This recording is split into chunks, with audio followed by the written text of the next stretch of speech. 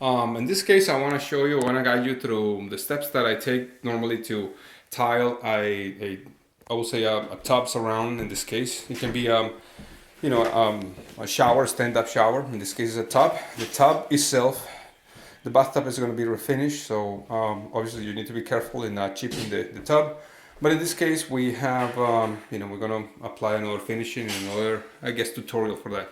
So what we did is that we removed the old tiles and the wall that was behind the tiles. And in this case, we applied a half-inch concrete board on the walls. We used the proper screws, which are screws designed for that, as well as the fiberglass tape that is designed for the concrete boards, and waterproofing membrane, which is the liquid color, the green stuff that you see over there. That will tend to turn into a solid plastic material, so that's good for waterproofing. The next thing that we're going to do is we're going to establish our levels. So we want to make sure that we center of our tiles that make sense, and the designs that we're going to do make sense. The niche or the little shelving that you see here is going to have a middle support, and it's going to feature two shelves. So let's just start by making all the lines and start determining the first levels of the area that we're going to work on.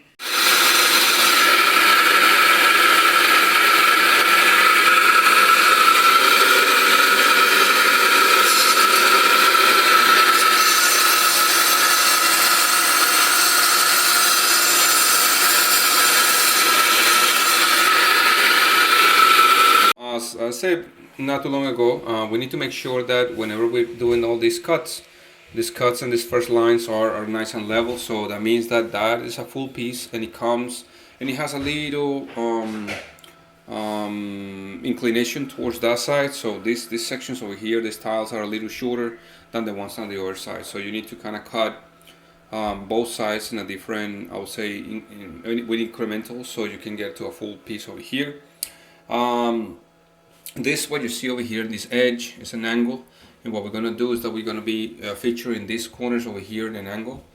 So you need to be careful. This shelf that you see here has a little inclination towards this side, and I made it with a crochet piece of marble. As you see, you have a little dent over here, dent over there. That's the width that we got it, so it's something that you can get in stock just in case if you want to get something like that. So as you can see, we are continuing with the niche. All this thing is making sure that all the lines are followed, like you can see.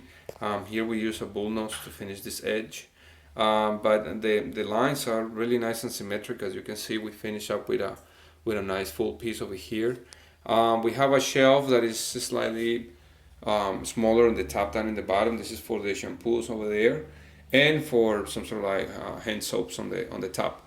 Also, we're gonna have a nice piece of glass decoration over here that was requested by the owner.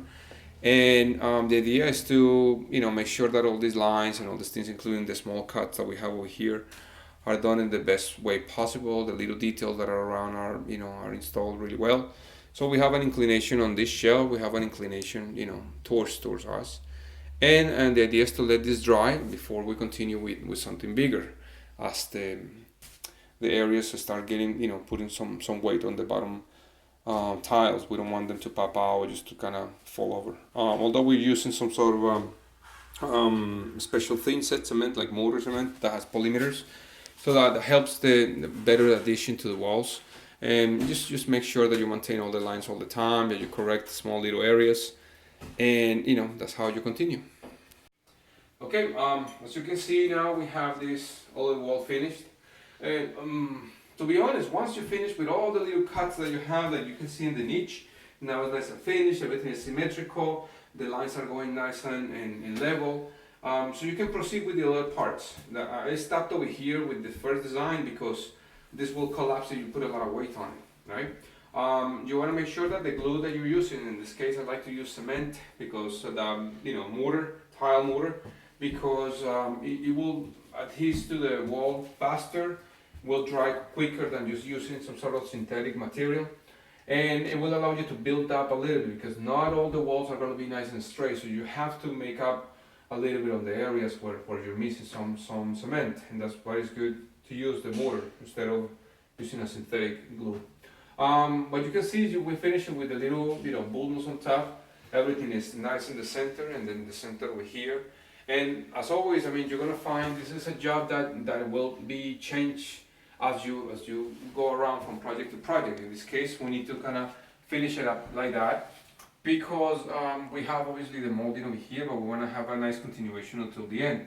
So on the bottom we have actually some cutouts that we need to cut just to kind of follow up in a straight line, but the top itself has some sort of curves. Once you finish, these little cardboard pieces that you see here are part of the cardboard that you have with your boxes. And you want to make sure that you maintain a nice straight line, so whenever you see that you're having any problems, sometimes the tiles themselves come with a little bit of factory difference, and that will throw your lines away. So you want to continue correcting that part. Now the last thing that we're going to do here is this section, this part of the wall. I'm trying to finish, the back wall and then the sides. And then here, what we're doing is that we're finishing up with the bull nose right at the edge, so we can have like a nice straight finish over here. This has to be built up with compound, which is another subject. But in this case, the idea is that we're gonna continue with the half and full pieces on this side. Then we're gonna just do the little add-on. Again, you would like to have some sort of symmetry and all the stuff, but sometimes the areas don't allow you to work with that, so you have to work with the space in the renovation, right? Space that you are. So we're going to continue with this. I encourage you to use a sponge. Keep using the sponge whenever you're installing the tiles, so you can remove as much cement as possible. So let's continue with this part, and that will be like the end of the shower construction before the grout.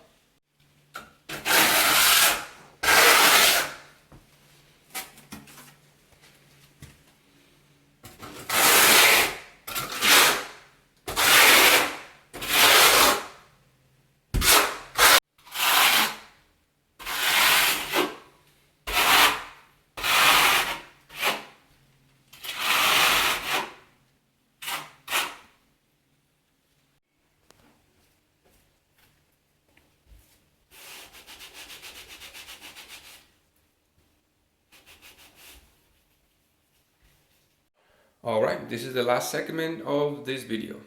As you can see, now it's nice and finished. It didn't happen just for the heck of it. You have to, once you apply your grout, which I'm going to leave some links for you to take a look at how I apply the grout. It will be too long anyway. But once you apply the grout, you want to make sure that you maintain your lines in the same thickness.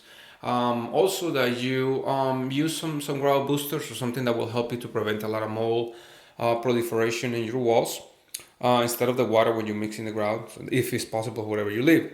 Another thing that is really important is that once you leave your tiles nice and finished with your grout, you want to make sure that at the end, if you see the sheen that I have over here, because right at the end I use a really fine sanding sponge. If you have like a dull one, like a really old one, that's perfect. And the other thing that I used also was a dry rag. Obviously, when you're doing these things and you're like, cleaning, you want to make sure that you use masks and just have a little bit of patience when you're doing that type of work. So you remember how this project started with nothing around here. Now I have some like grout, some plaster on the walls, but that's another subject. But that's it, So just I hope that this video will help you to understand a little bit more how you can do your own project. Also, this tub, I'm going to refinish this tub with some sort of epoxy paint. And if you want, I'm going to leave a link somewhere over here, somewhere like around here. Boop, bloop. Okay, somewhere over here. I'm going to leave a link so you can see how this tub is going to be refinished. It's really important because it's a cast iron tub, really heavy. Sometimes you don't have the chance to take it out, or you don't want to have, take it out because they're really expensive, and it's good to keep some sort of like a deep tub like this one. Just that the minerals will, stay in this through the years. But anyway, that's it for now. Thank you so much for watching my videos as always. If you have any question, please let me know. And if you're not a subscriber, please subscribe. As always, I like to just help as much as possible. And well, I'll see you in the next one. Bye bye.